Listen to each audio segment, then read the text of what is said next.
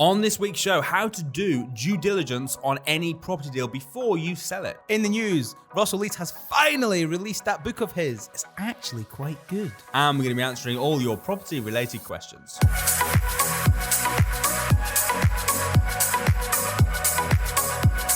Welcome to the Property Investors Podcast. We are here every Friday at 12 p.m. Make sure you subscribe so you never miss an upload. You can catch us on Apple Podcasts, Spotify, and YouTube. Enjoy this week's show and don't forget to share with all of your friends. Hi, and welcome to the Property Investors Podcast. My name is Russell Leeds. I'm Alasdair Cunningham.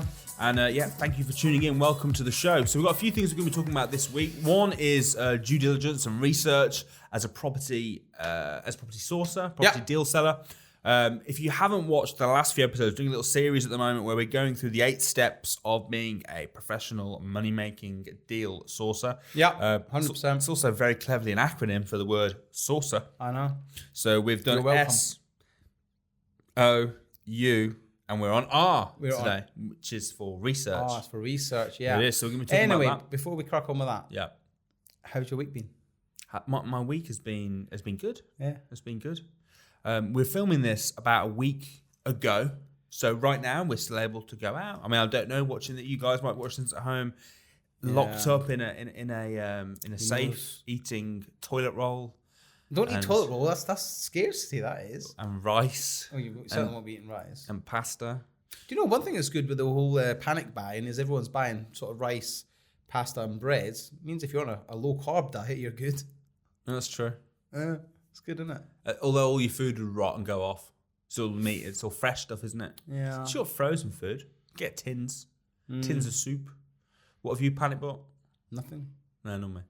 Nothing. No. If they don't got it, I'll just go without So it. maybe we'll be dead when this goes out. It's like, what happened to Russell and I said they starved to death. Starved. Because maybe they'll lose weight. Yeah, but we might lose weight. We won't be able to wipe up, will we? And then we have toilet roll. We'll be screwed. Well, said you're full of shit anyway. So. Anyway, right, okay, let's go. So, what have you? You've had a good week. I've had a pleasant week. It was your birthday last week, wasn't it? It was my birthday last week. What did you do for your birthday?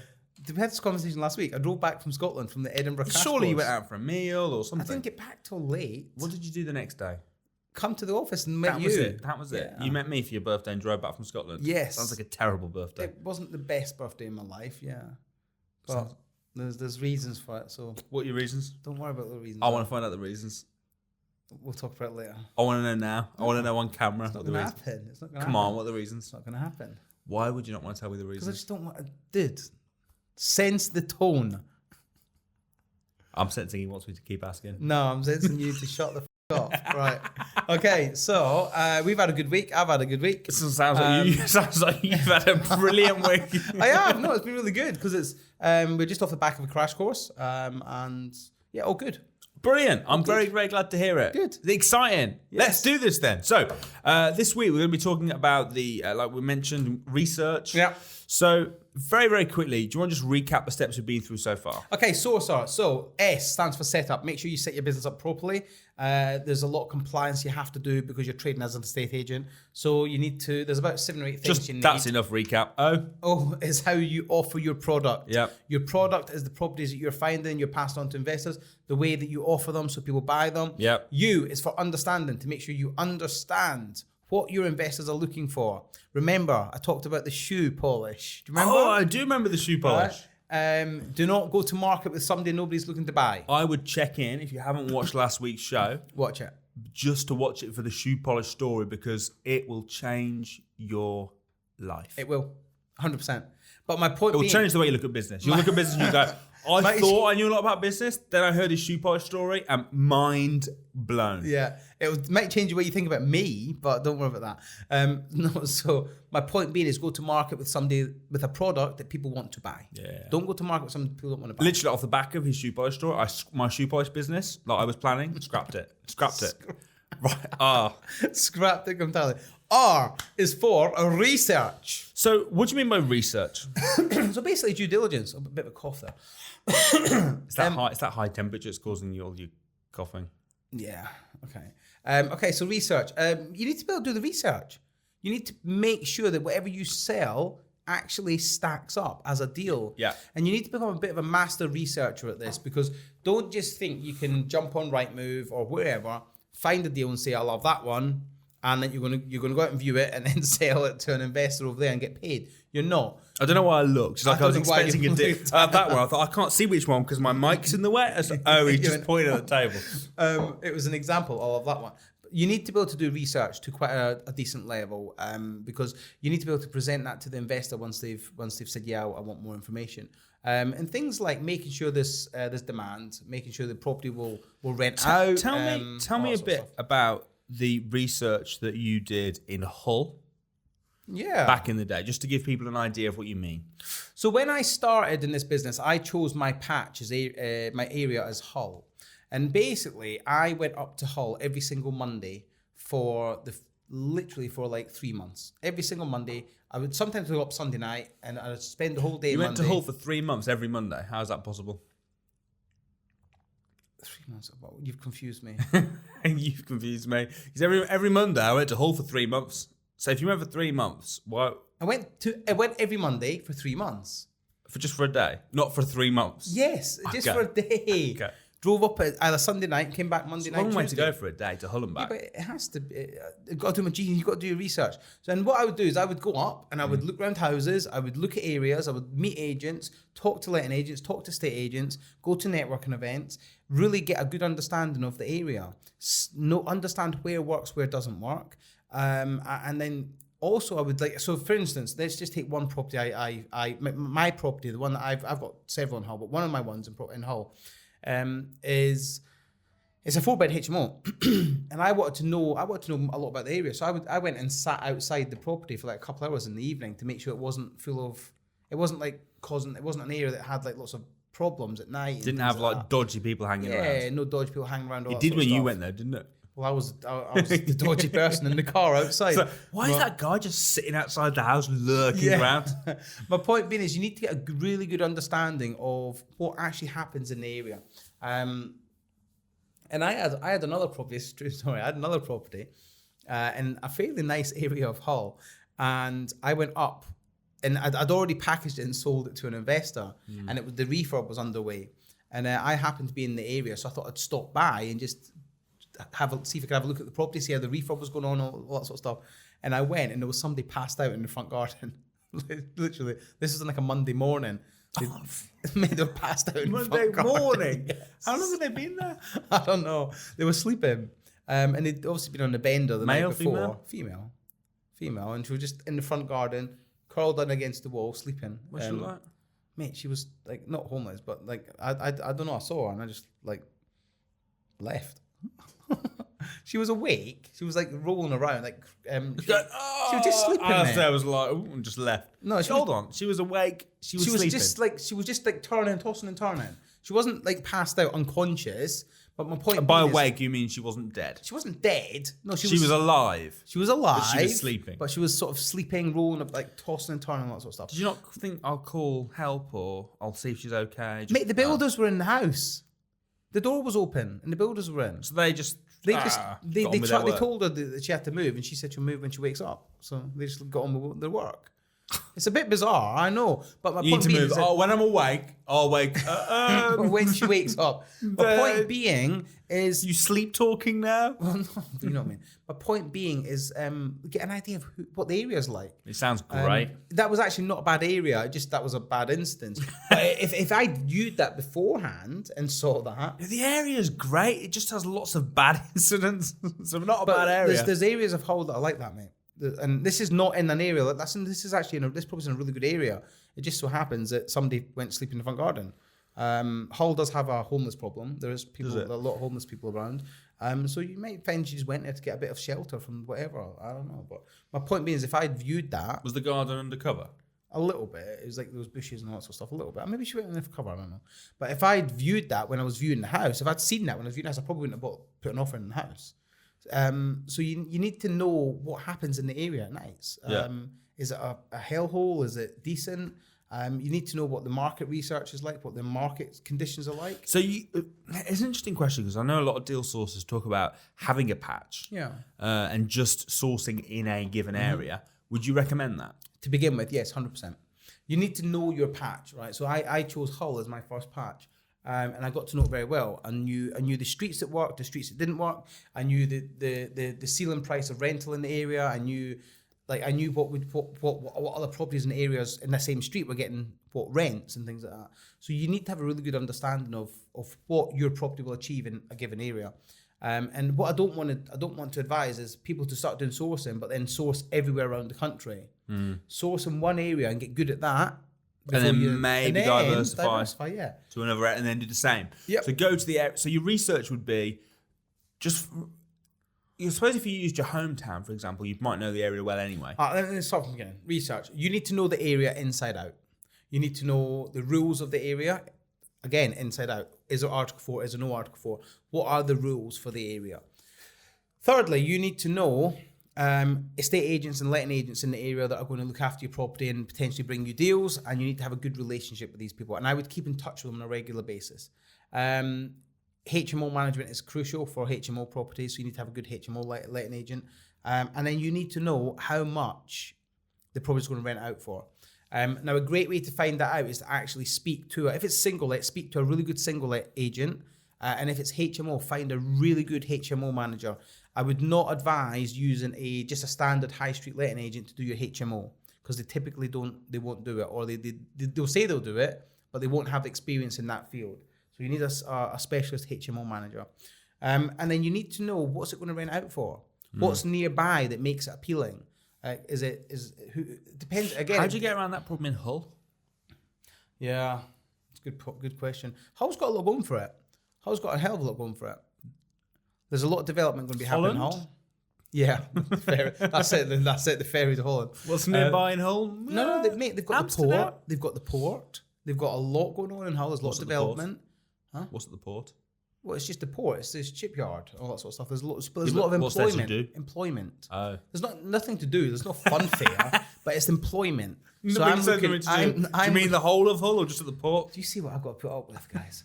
I've got to. I'm looking for working professionals. So the more jobs in an area, the more there is demand for my rooms.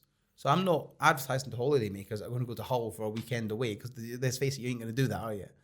But I'm looking for workers, people that are going to have a job and then they'll rent my rooms. That's what I want. So you need to know what's going on in the area, what developments are planned. The fact Hull was City of Culture 2017. How did that happen? I don't know how that happened. Brown envelope under the table by the looks of things. What's more unrealistic though, Hull winning City of Culture or Qatar winning the World Cup? It's like similar kind of level of craziness. My point being is you need to have a really good understanding of your area. Now, a lot of the due diligence that we'll do in the area is checking for capital appreciation. What is the history of capital appreciation been? What's expected to be? Room rates, are the rooms likely to go up? Are any rule changes coming? What developments are coming? What the council planning in the next 5-10 years? Is there any big developments, such as, like, for instance, things like, is there any big hotel chains coming? Is there any conference centres being built? Is there any cost of Starbucks getting built? Because that all means that there's a lot of development going on. There's a lot of footfall increasing, and things like that. So know your room rates, know your area, know somebody in the area that can do your work for you. Either power team, so letting agent, estate agent, builder, solicitor. Actually, I'm going to take solicitor out of that because they can be anywhere in the country. So in the area, you want letting agent, estate agent, power team. So let's start again. Letting agent, estate agent, builder, and like a project management. Project management. No, don't need that one. What was that? Project manager? We don't need that. Project manager. Power team? No, we don't need that. So they need to be the people in your area. I don't know. I'm sorry. I'm just in such a dickish mood. So I do apologise. I'm used to it. Don't worry. I'm used to it, and so are our viewers. and listeners, so are our viewers and listeners. Anyway, so due diligence is super important. Yeah. But be conservative on everything. So that if you know the property will rent out for £600 a month, when you're speaking to an investor, look, we actually think easily we'll get $550. Be super conservative, because the last thing you want to do is be the opposite and say, look, we'll get $600, $650 a month, and then when it comes to it, it's only getting $550 a month. Be super conservative on everything. Likewise, with the build work, if you're going to get builders in to quote up any work, make sure that you're conservative on, and you factor in contingencies, you factor in overcosts, overruns, etc., etc. Yeah, cool. So I think the thing is as well, that when you know the area really well, you know the streets that work, that don't, it really helps you to sell. Because when they ring up and they go, oh, you can go, well, look, I know the part of Hull it's on, these couple of streets work really well, this part doesn't. Typical average guy, and they can just feel and sense that you know your stuff. It gives them a real reassurance. Do you know the biggest benefit to finding a patch is you only have to do this once. Yeah. Like, keep on top of it, but all the legwork you do once, and then all your job is to find deals in the areas that work. So that's your job. You don't have to do the due diligence you don't have to do the in-depth due diligence on developments and all that sort of, like the development of an area every time you look at a house. Because you know that Hull's a good area, or you know wherever you may choose, you've done your research on it in the first place. So whether that's Wales, whether that's Lincoln, Bristol, Plymouth, it doesn't matter. Do you regret choosing Hull? No. If you went back in time and you started again, would you choose somewhere so far away? No. You choose somewhere closer? Well, I would choose. I'm happy with my look at my Hull. Yeah, because Hull. Wow, it's really great. I'm happy with my choice of Hull. Happy with my Hull.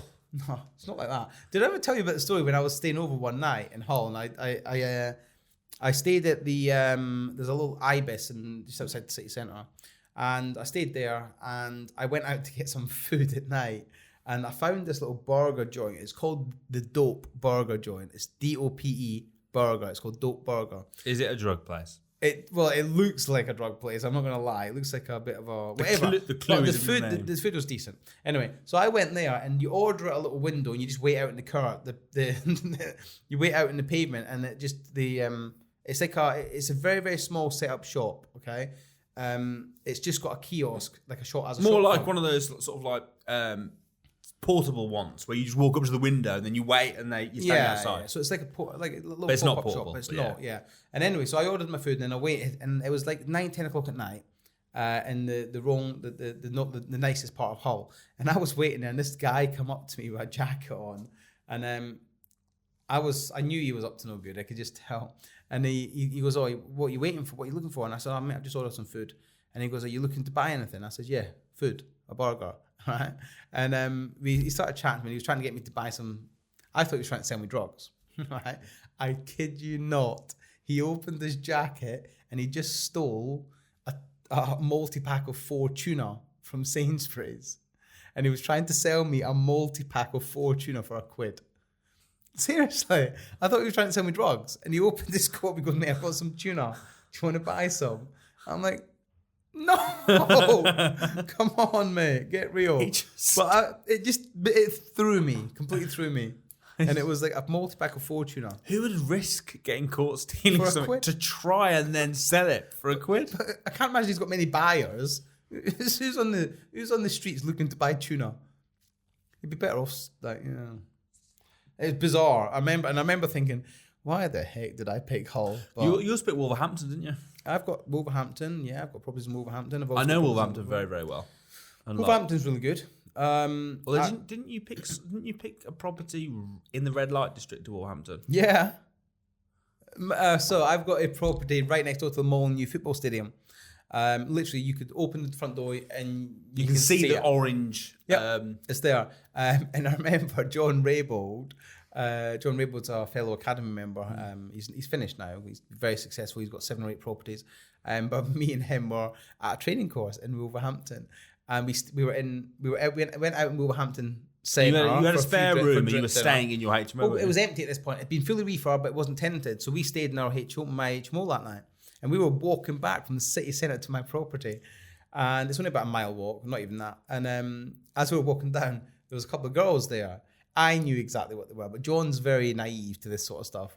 And I said, "Hey, John, there's a couple of nice girls there for you." You're a bit more experienced. I'm not experienced. I'm just wiser to know what they're doing standing on a corner at midnight, 1:30. And I'm wise to that. And we were walking down this road, and I said, "Yeah, John, there's some nice girls for you there." And he went, "Oh." And so as we walked past, the girls done the usual, "Hey boys, how are you?" And I went, "Yeah, hey, no problem." We just kept walking. And then John started talking to them, and they said, "Oh, what are you up to?" And we just said, oh, we're just going back to our house, and they wanted to come back with us. And I said, John, come on, man, let's go, because they're obviously ladies of the night. And John didn't get it. He completely didn't get it. But yeah. However, although obviously red light district area, that house works really well for you. Works doesn't it? very well. It works very well. It's been rented out ever since. Sort of 5 or 6 weeks after it was completed, been rented out ever since. Never just really a case there of doing your research, doing the figures, speaking to the agents, knowing the area. But the thing is, right, a lot of people would go to where that property is and get put off because it's not in nice of areas, because that whole street is known is quite prolific for that sort of stuff, like drugs and prostitution. But my property is set back off the street, and it makes really good rental income, and it's a great deal. So don't be put off by everything you see. Just make sure you do your due diligence thoroughly. Remember, you're not living there. It's an investment property. So as long as the property is good and it's in a decent location and it's in good condition, it'll rent out. Yeah. Makes sense. Brilliant. Makes sense. Right, it's now time for this.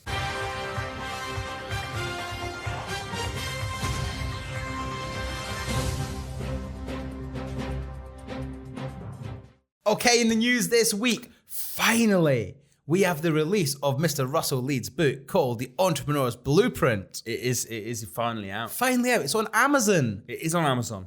We'll put the link below. Go out and buy it. It's an amazing book. It's actually pretty good. I got to give him credit. It's actually a pretty good book. Well, thank you. No, it really is. So you make sure you buy it. If you're interested in property, if you're interested in the business of property and also business in general, it is a must for everybody. And the minute special offer, get it bought. Yep. On Amazon. So do you want to talk about it? Well, this is weird because normally I kind of host, and he was like, "I'll host," but he hasn't asked me a single question. Okay, fine. Okay, great. So go on. Tell me about it. What's in it?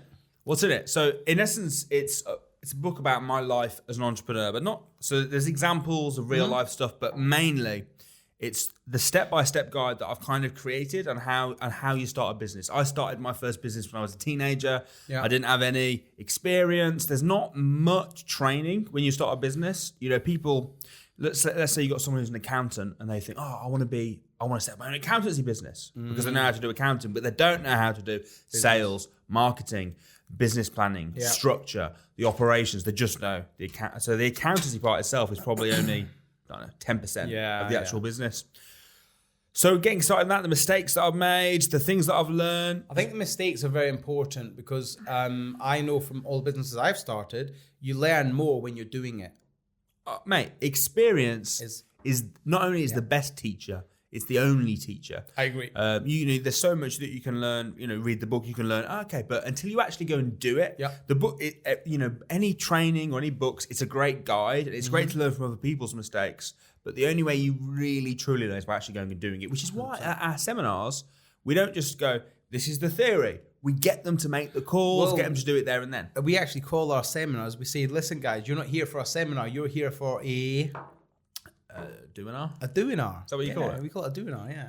You're here to, we'll show you, then we expect you to go away and do it. Yeah. And that's it. It's the best way to learn. So in essence, the book basically, it's a mixture of stuff, everything you need to start a business. So first of all, have you picked the right business? Yeah. And I've got like a 5-step guide to how to work out whether your business is a good business model. So a lot of people come to me, and to me it just seems really obvious. They'll come to me and they go, "Oh, I've got this new business idea," and they'll tell me, I'm just like, "That's crap." Yeah. But they are blinded to it. If you watch programs like Dragon's Den, you'll see people that go on and the dragons are like, "That's such a terrible idea," and this person's so excited about it, and they're putting all their money into it. Yeah. So I've got a 5-step guide in the book where I talk about the 5 things. Do you want to discuss them now, or do you want people to buy the book? Buy the book. Buy the book. You're going to learn it from the book because there's hundreds of more of information. Yeah. So that there's my sales system, the Winner Sales Intensive, which obviously Winner Sales System, you know about. I implement that. There's some marketing stuff in there. There's operations, goal setting, basically just everything you. It's the entrepreneur's blueprint. It's just the blueprint for everything you need to start a business, to live the life as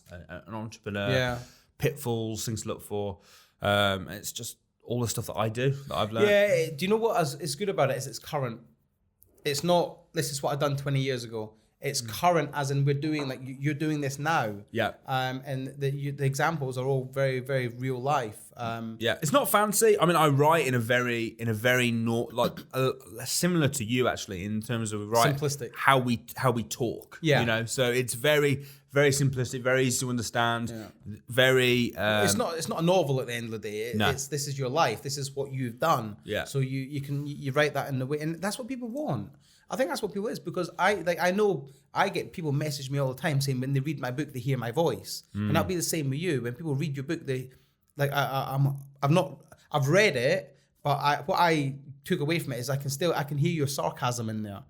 Do you know what I mean? And I can hear how you are, your character, your little like one-liners and things like that you come out with. It's just it's you. That's the thing. That's what's good about it. Well, it's funny because I wrote it and then I gave it to someone I gave it to a professional writer to proof and change. I said to him, feel free to change it as much as you want. If you want, because I know that I've got a very sort of simplistic way of saying it.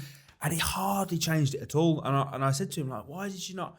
He's like, because I liked the way you wrote it. I wanted it to be your voice. Yeah. And I was like, oh, so it's pretty much how I wrote There's it. nothing wrong with that. No. Anyone can make something sound complicated.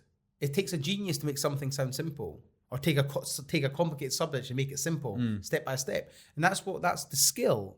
Like, because at the end of the day, we, myself, you, we want everyone to go off and be successful in their chosen field. Yeah. And if we can make the steps of our education as simple as possible, then they'll do it. They've got more chance of doing it.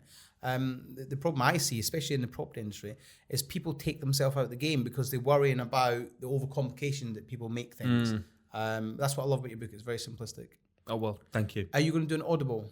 Do you know, I was thinking about this as well. Would you guys like it? Yes. If you comment below if you'd like, you think they would say yes. Comment below if you'd like an Audible version. I haven't done one. You haven't done one either, have you? No, I've not done one for my book, but there's a reason, because I knew I was going to rewrite my book. So I've now rewritten my book, and I'll do the Audible version 2, edition 2 and the Audible will be an edition 2. Why don't we? Have you ever read like out loud for long?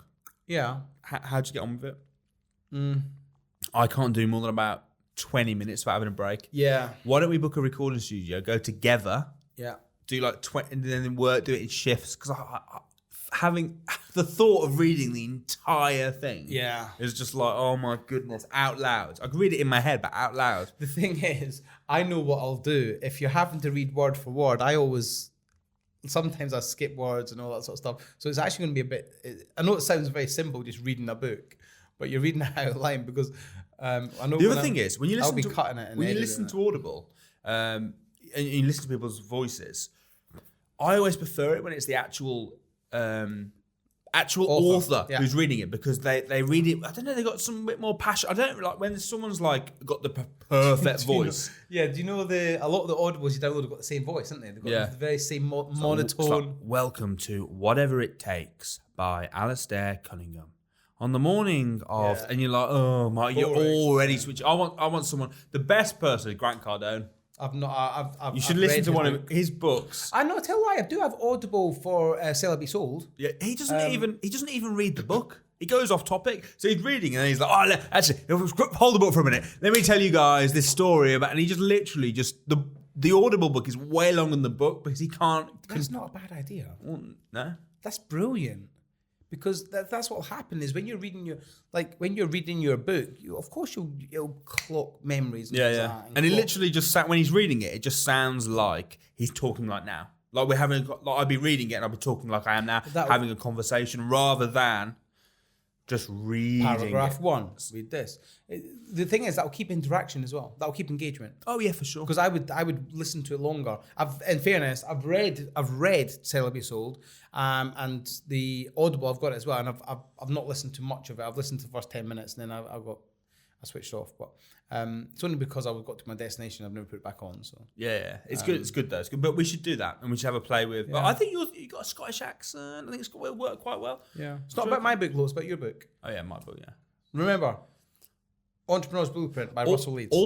Also, just while we're on the Entrepreneur's Blueprint and the book thing, Nick's just mouthing podcast at me.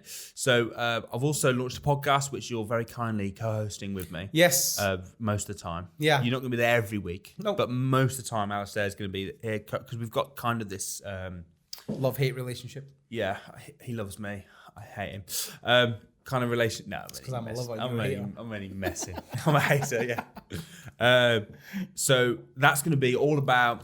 Actually, talking about a lot of the subjects in the book. Actually, but having a conversation about it, bringing on other business owners. So if you're interested in starting your own business, whether that be property or something else, check out the Entrepreneur's Blueprint podcast, which again is on Spotify, Apple Podcasts, YouTube. And maybe we can put a link, on this as well, so you link back between the two, maybe. Cool. So just thought I'd mention that as well. Check it out if you like. If you can't get enough of myself and Alasdair, which I know most of you can't, that means you can listen to us twice a week rather than just once a week. I mean, how amazing is that? More importantly, get yourself onto Amazon, download his book, buy his book, and read it, and then leave a comment, leave a review. That would be very kind. Thank you. Amazing book. Make sure you buy it. Right, it's now time for this.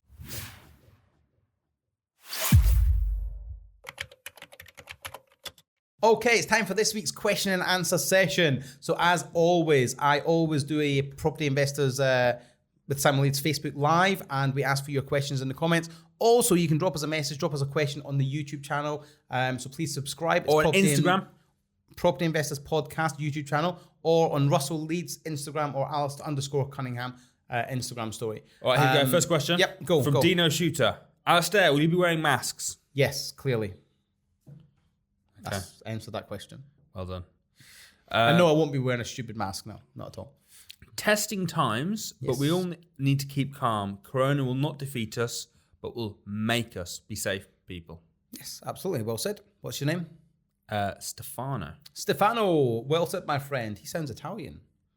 Maybe. Stefano. And Churicchio. Well said, my friend. Well said. Keep calm, carry on, and just get on with it, but take precautions. Yep. Okay, so this is a question from Alex, and Alex says, during this time of uncertainty and the coronavirus, is it likely that properties are going to be downvalued for mortgage purposes? That's a very good question. It is a good question. It's something I'm a little bit worried about. I've got a feeling that they will certainly err on the side of caution. Yeah. But when you think about it, like we just had Brexit, so Brexit and then this. But who's remembering Brexit now? It's all been forgotten about. I do believe properties are going to be downvalued a little bit.